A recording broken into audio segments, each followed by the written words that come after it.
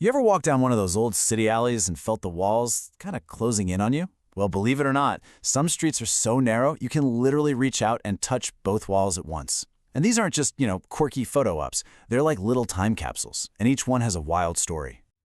So, let me ask you this. Looking at this picture, could you fit? Seriously, could you squeeze through there? It really makes you think about space differently, right? Because I'm going to bet the world record for the narrowest street is way, way smaller than you're thinking right now. Okay, get ready for this. The official record is a jaw-dropping 31 centimeters. 31! To give you an idea of just how tight that is, take a normal piece of printer paper. It's barely wider than that.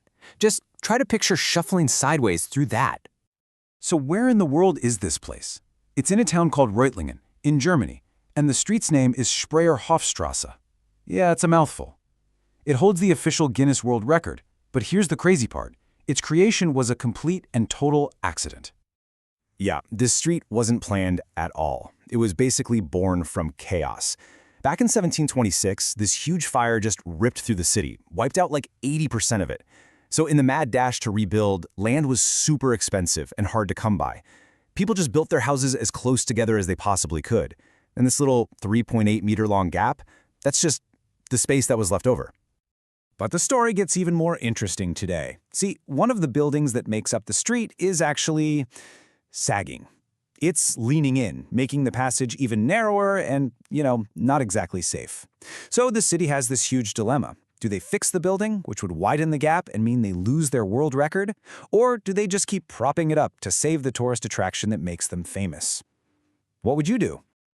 But here's the thing. Spreyerhofstrasse isn't some one-off oddity. This is a global thing. All over the world, you find these fascinatingly tight passages, and every single one has its own story, kind of etched right into the stone. And this just gives you a taste of the variety. I mean, look at this. These streets weren't all created for the same reason, not even close. You've got one in France built for defense, another in Beijing that got squeezed by a growing financial district. We're talking everything from political protests to fire escapes. Each one tells a totally unique story about the city it's in. Let's start with Landreneau in France. This one is only 29 centimeters wide, and its purpose? Pure defense. The whole point was to make it so narrow that an armored knight, never mind his horse, couldn't possibly get through. It was a brilliant, simple way to protect the village. Then you've got Parliament Street in Exeter, UK, and this one has a hilarious backstory. It used to just be called Small Lane. But in 1832, the local city council got so angry about a new political bill they hated, they decided to rename their filthiest, most useless alley Parliament Street. It was a total act of spite. I love that. Now let's jump over to Beijing. Qianqihutong, which means Money Market Alley, was the Wall Street of its day. We're talking the bustling heart of the city's financial world, with 26 mints operating there. But as the banks on either side got bigger and bigger, their buildings started creeping into the public walkway, literally squeezing it down to the 40 centimeters it is today.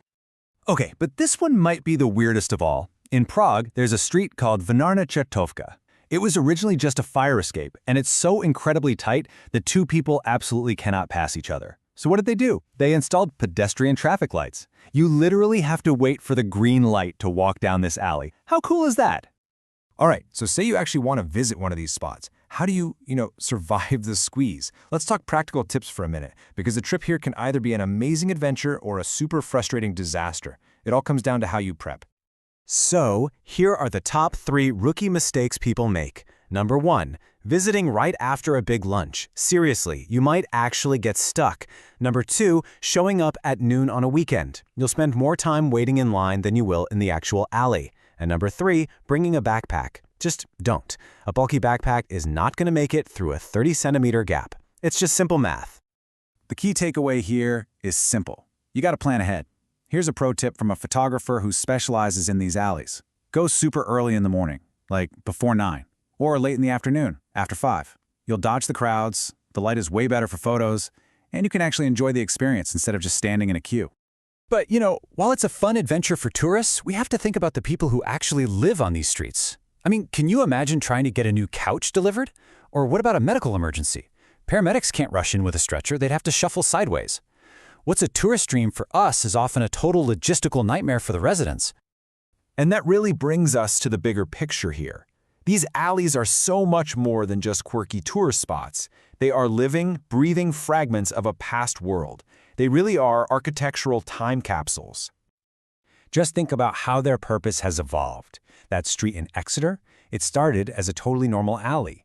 Then, by the 1700s, it was apparently so disgusting and smelly they had to seal it off with doors. And now it's an Instagram sensation, a must-see spot on travel blogs. The physical space hasn't changed, but how we see it has been turned completely on its head. And that's what makes them a time capsule. They preserve the physical reality of a time before all the modern rules and regulations we have now. When you squeeze through one of these, you don't just see history, you actually feel it. You get a real sense of what it was like to live in a super dense medieval city. Because let's be honest, you could never, ever build a street like this today. It would be completely illegal. Think about it. Modern fire safety codes, zoning laws, rules about accessibility for everyone. None of that existed back then. These streets are survivors. They exist precisely because they're from a totally different time with a totally different rulebook for how to build a city. So, next time you're out walking around your own city or town, I want you to do something. Take a look down those little forgotten alleys and narrow passages you usually just walk right by. They might not be world record holders, but I guarantee they've got a story to tell. So the real question is, what stories are your city's alleys hiding?